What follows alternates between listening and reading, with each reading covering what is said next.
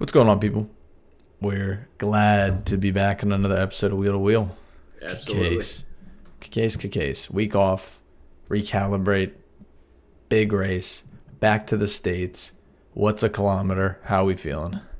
Good. Other than the flooding in Vegas, if anyone's been keeping up with that, could produce some potential delays. They obviously aren't built for rain. When it rains a little, they have some infrastructure problems, is what we'll call it, and they're having that right now. I hope that it won't delay the race. Probably won't, since that's the furthest thing away. But you may see some jumbled up practice stuff and that kind of thing. That'd be crazy. Some like late onset water issues for a race that has a clear forecast. Right. I mean, it's not a sprint, so I don't know. I think going into practice 1, practice 2, and practice 3, you might see some shuffle. I always forget it's a night race. I mean, they have so much time. I mean, so much time. Qualifying is not until, I know they have to do practice and stuff like that, but the real meat of the bone, like qualifying, meat of the bone, whatever that saying is. But like it doesn't start till 11, it goes till midnight. So right. Same thing with the race. So I think things will be fine. I'm not super worried about it, but that would be insane. But it's okay. We want a little bit of chaos. We kind of hinted at one of the clips that went live. You said I want carnage. I don't think you mean actual death, but I think you mean crazy. No real violence. Hopefully, a crash here or there is always good, but just something unpredictable is always fun, especially this time of the year for the coming down the home stretch of the tight title race. It can just make it more exciting. Speaking of who the carnage would impact, did you see the British Vogue by chance? I did not. Look, dude, they did Lando. He looked very handsome. I had to give him credit, but they did him dirty with a couple crop tops, dude. I mean, look. Oh, wait, maybe. He had a spray tan. He had a crop top. I was like, brother, they did you kind of dirty. Not as bad as if you're a guy and you go for crop tops, more power to you. Look, if you can pull it off, you can pull it off. And you can probably pull it off better than most. But it was just a tough look. If you're trying to make Lando not the most hated guy in F1, you're not doing yourself justice with some of the U.S. fans. That's all I'm going to say. Nah, yeah. And I'm not typecasting U.S. fans because, look, we're Americans and we love it here. But they're the people that are going to react poorly to that most likely. Yeah. Including Zach Brown, maybe. Maybe we see a little K on him. I'm kidding.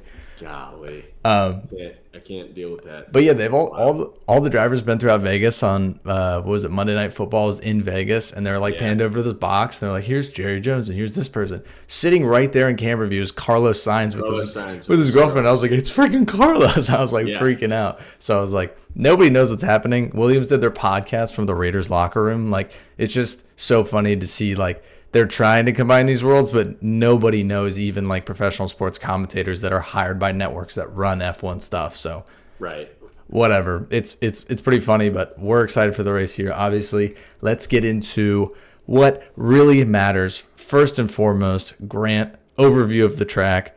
Tell me a team you're thinking sneaky good on this track, pretty good development for their car, maybe their setups, usually in history, maybe historical for drivers. How you feeling? No. This track, in contrary to the old Vegas track, which was years and years and years ago, is much longer now with much longer straights too. So your guys that have top speed are going to do well. I think the slippery Williams is probably going to do well, especially in Sector 3. Sector 3 is pretty much 2 gigantic straights with a couple turns in between. You've got a good... we got 2 DRS zones, and Sector 2 brings in some higher speed turns, I guess, if you will, and then end it with like a 90-degree or into that big straight into Sector 3.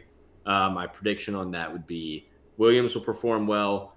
The Red Bull has done okay, in low downforce tracks, but I think McLaren's are probably going to take the cake, although last year they got in trouble here. Yeah, Russell won last year?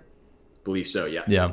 So maybe a sneaky George Russell Who knows? The guy just chooses to win the most unlikely Whenever. races, I feel like. Whenever. Yeah, whenever. There's always a puncher's chance with that kid. I really hope that both McLarens kind of get it together. Surprisingly, the one who was never a basket case has become a basket case, seemingly. Silently has become a basket case while he was silently winning and silently dominating. Now Oscar kind of seems like he's starting to lose it just a little bit when it comes to confidence and trust in the car and maybe a little bit of a lack of a pace. Obviously, the field is so tight that it's not really like he's astronomically fallen off. It's tense and tense. It's such a small margin, but I hope he gets going again and leading into that. Grant Case, we already went over it. 0 points runs from Brazil. What are your predictions? I know, actually kind of a shocker, right? Like, I really thought Alex Albon was going to get beat. No, okay. I mean, the fact that no one picked up a point between us. I think it's been 3 races in a row. We suck ass at this. Our predictions have really gone down. Somebody called us a casual, and you know what? I might have to agree with them because we're starting to look like them here, dude. I mean, we might look like him, but we can't predict the future here. No. Some of this stuff is just obscene, and we're going after real thin margins with picking our top 3 and no forgiveness if we don't pick the exact spot. Yeah. Cut us a little slack. Yeah, one guy that commented. Yeah, one guy. You one freaking buffoon. I'd like to see you try this. As long as you're subscribed, dude, we're good. Yeah, exactly. If you look, the interaction. if you just want to keep hating on us, please do. But just unsubscribe at least. Just make sure you like it. Don't dislike it. True. Well, I mean, engagement's engagement. Anyways, what is your prediction? Let's start with your qualifying. Who do you think is going to hit pole? And then let's move on to P1, P2, P3. Give me a Max Verstappen pole. Wow. Hot take. Fresh engine. Oh, yeah. Yeah, true.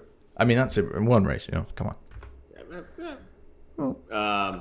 Going into our top 3, give me. Oh man, give me a Max win. He's gonna Max do win. the whole deal here. Okay. Then give me Oscar. Okay. Then give me George. So what happens? Lando crashes? Lando, I'll give him a P5. That's my guess. P5? I'm letting him slip on this one. Dude, see, here's the thing. I feel like I'm going to pick Lando for the first time all year. And he's going to absolutely crash out. DNF. Yeah, that's what I'm saying.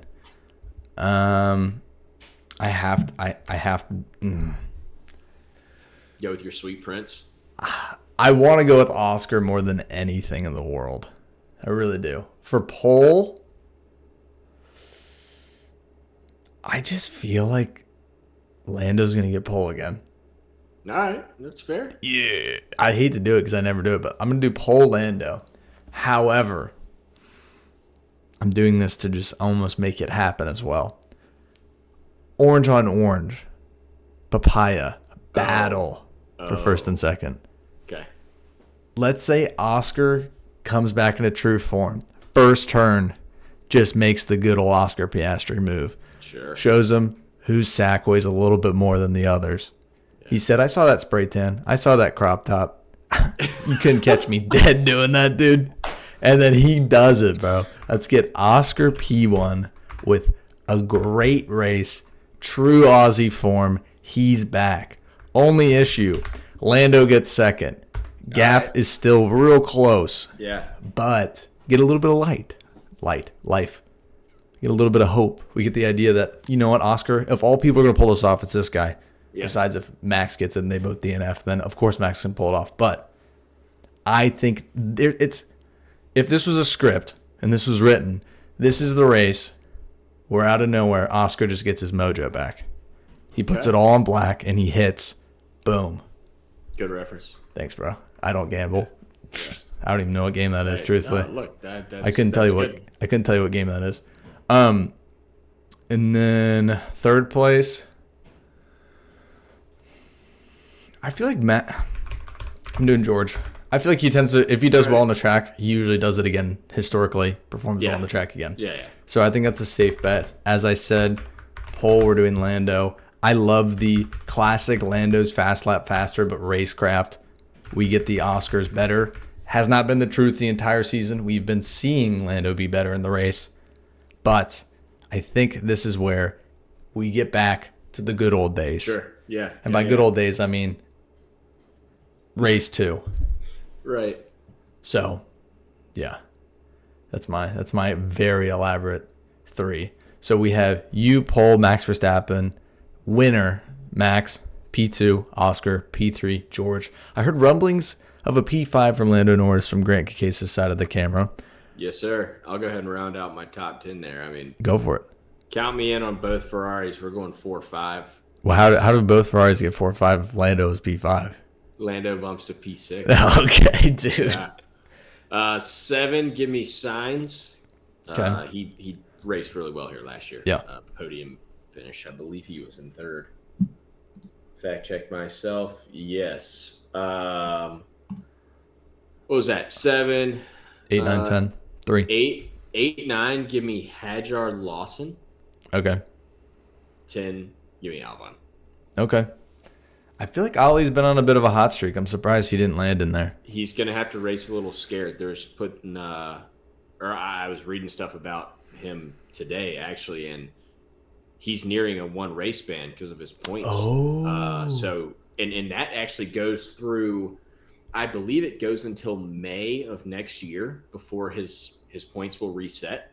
So that's like big implications. It's huge. He's going to have to drive a little more cautiously, not only the rest of this season, but the first 2 months of next year. What a poll. That's a great poll right there. 4 months. Yeah, he's going to it'll be interesting. I think he'll be fine, but I don't count on him to score a lot of points. Okay. I like that. That's good knowledge to have. And they call us casuals, dude. Yeah. Okay.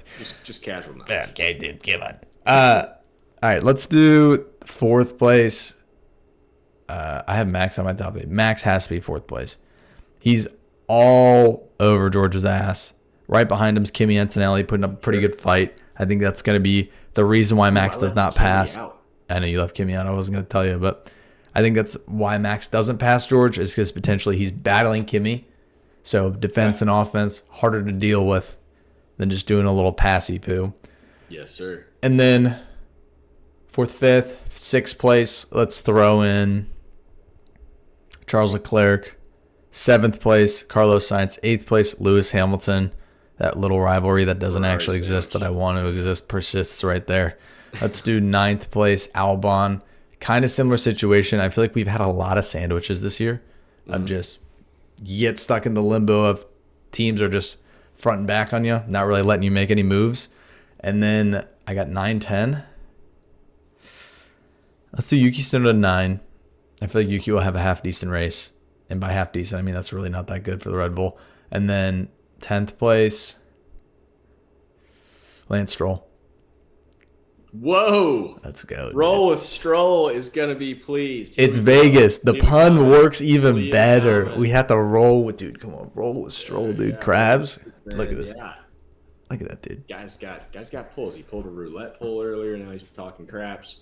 Oh, don't pull too much. Don't get any ideas now. But we're rolling with Stroll. I haven't picked Stroll to finish, I think, top 10 since like early when he was on his weird hot streak of like 6, 7s and 8s. Jeez, I hate that 6, 7's a thing. I know I hate it.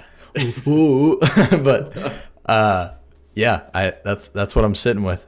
I don't know why. I feel like Stroll hasn't done something in a while, so that just means he's going to score points and he's going to be like, yeah, I guess we're pretty close to Canada. And you're like, Canada, okay, dude. Yeah. You're such a treat, as they say. All right. I guess then, will there be any crashes? Yeah. You can't say Franco. Who's it going to be? Oh, man. Well, it's not going to be Pierre because he's Mr. Indestructible. Yeah, it's crazy. I mean, a Yuki crash feels like that's probably bound to happen. You got any crash predictions? I got a couple topics we can jump into. Let's do Esteban Ocon. Crash. Okay. Yeah. Onward.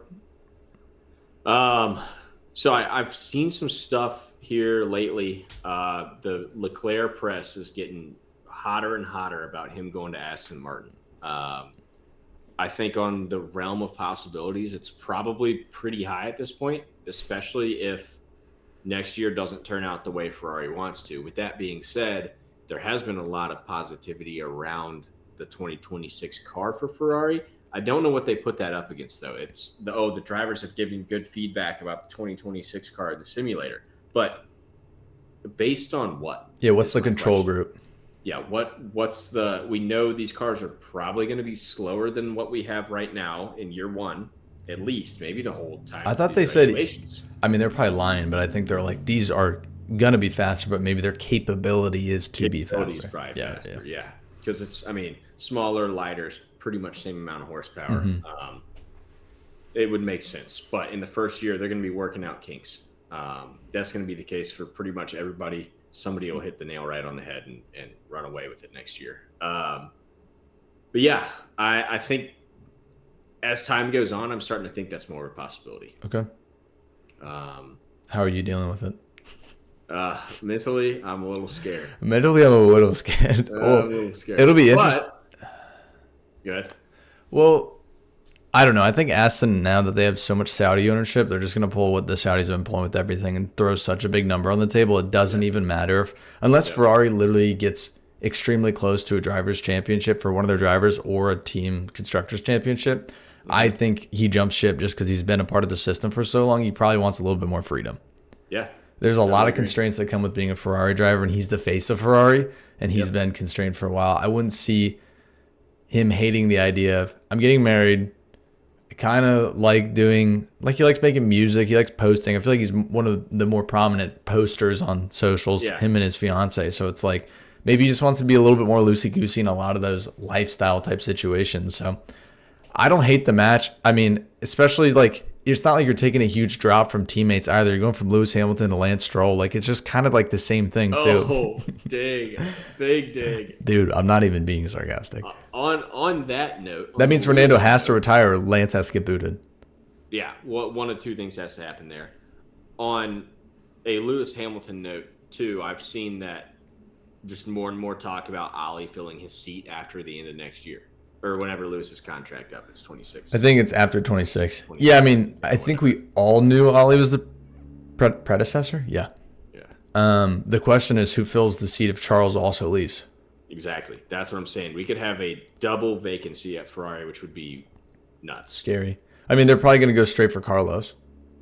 But that's just such a desperate attempt. And then it's like... It is. And then if it's a drawback. If he does that, then Carlos might just... then he's going to be like, oh, ball's in my court, and now you really want me back? Isn't that funny? Mm-hmm. Isn't that really funny how that works? And I could see him just not wanting to do it. The person I could see taking a Ferrari seat would be Kimi Antonelli, obviously. Yeah, Italian. I mean, Italian and a Ferrari would be fantastic, but I don't... Can they pull him out of that Mercedes seat? I don't know. But also anybody could... I mean, Mercedes could... George, dude. Like... I do think George is an opportunity, but I don't think they'll skip Kimi. Even if George continues to show he's better than Kimi, having an Italian driver would be so huge. Yeah, and then also they could hit the... We were talking about this over text, but it's like Ferrari has so much money and they're so notable. They refuse to hit the point of like, we need to rebuild. Yeah. So instead, they just keep reinvesting heavy. I know this is kind of F1 is. It's not... You don't necessarily do a full rebuild like Williams because they just... You don't hit rock bottom usually that often. And then have to actually fully revamp like crazy. Ferrari's had off years, but it could potentially open the door for them to be like, we're starting young and we're building around these drivers and we're investing in these drivers. This is our future. Let's see where we go. Which could be good. Imagine how cool it would be if it's Ollie and Kimi, former teammates in F2, they fill in those seats and then they kind of get the run from there. Yeah, I mean, that would be sick, and we won't know till we know, of course, and we're gonna have to get through next year, but this stuff is just going to keep unfolding in front of us, and it'll be interesting. I mean, all the while we can talk about a Max move, we can talk about anybody on the grid almost moving. How do we not think about this? Idiots Oscar Piastri would take that seat in a heartbeat. Yeah, he would. And he's also the perfect Ferrari driver. He doesn't talk. He just does his own thing. Yep. He would sit there and just be like, give me a fast car. He'd hate the race management, but also he's put up with a bunch of shit at McLaren. So it's hey, at least there's not this stupid, dumb papaya rules that aren't actually papaya rules when it goes in my way rather than Lando's way. I mean, I think Oscar would probably be the number one candidate for, if that seat becomes crazy open, why not fill it with Charles' little brother? And like by little brother, I mean Arthur? No, Oscar. Oh, you know the joke. I was about to say, Arthur. No. Arthur Leclerc is not ready to fill that seat. No. He might do a couple laps in the Haas once Ollie leaves. But no, I think Ollie's naturally going to happen. But I could see Oscar Piastri taking the seat. I don't see why he wouldn't. I mean, I don't think Max is going to move. I think Red Bull's showing promise, unless the Ford experiment is atrocious and just is a full train wreck. But I mean, next year the driver moves aren't going to be crazy. I think we all know that. It seems like it's going to stay pretty steady. We might see a couple shifts of a couple midfield teams, but besides that, I don't think any of the big ones up top are going to. We know what we've got for next year for the bulk of the. Besides Red Bull's second seat in the main car. Right. Which, again, I think we know we've got options, right? We've got either the two guys or Lindblad, right? I mean, it's not going to be Lindblad. I think just now that team principal, dude, I literally bring this guy up so much and I can't freaking remember his name to save my life. I am a casual. But Red Bull's new team principal. Yes, thank you. No, the team principal for Red Bull now. Oh. Stella? No, his name's like, I think his name is literally Laurent. Yeah. Oh, that's RB. Oh, no. That's he got pulled up. Remember when Horner got fired? Right. So Laurent, he's better with driver development. Laurent Maquis. Exactly. I should know this. Only French guy I knew growing up's name was Laurent as well. So Laurent develops drivers better. We're seeing a better Kimi, even though it's not jaw-droppingly good. We're seeing a better Kimi than we have all year in the second Red Bull car because they're actually trying to develop the car around his driving style and make it more drivable. Max has said this from the beginning. They've never done it. Max can drive anything. He could drive a freaking, I don't know, whatever, a soapbox car and make it fast. But Yuki needs a little bit more help in that situation. That's why the V carb's a lot easier to drive and we see more success out of those cars. Mm-hmm. The question is, who out of the drivers are going to stick in?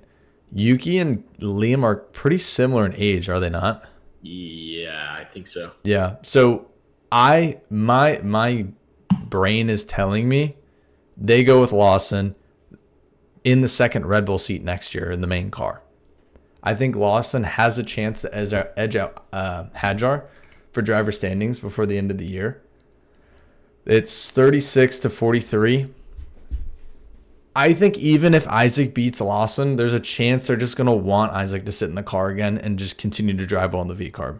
Yeah. Just based on how Laurent is with the development of the drivers. Keep his confidence. I agree. Don't switch it up, throw him in too soon and freak him out. Lawson's already been thrown to the blender, had a full recovery to where he was scoring no points in the V carb and we're like, this guy's washed, to now where he's competing to be the number one driver in that team. Mm-hmm. He showed resilience to a level that not a lot of the other drivers have.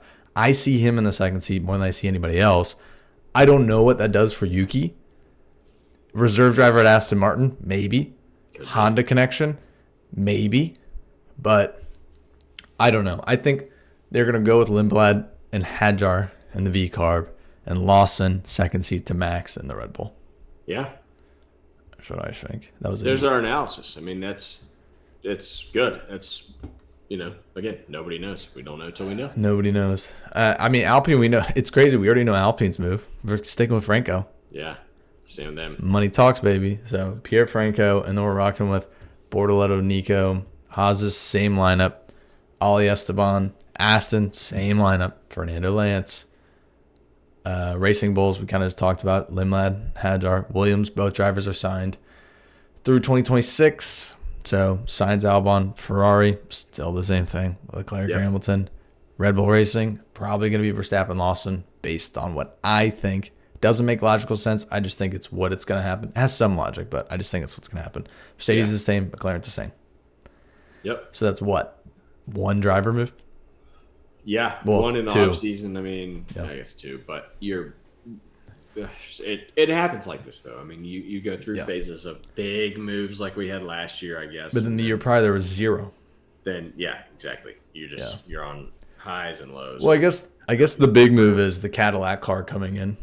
Yeah, but we know we have. And then we have the Audi, but it's kick. But we have the new car. They revealed their livery, and it's all right. All right. It's cool, I guess. But yeah, nice first try. It'll get better. Yeah, I don't like the super hard cut straight lines, but that's okay. Need a little.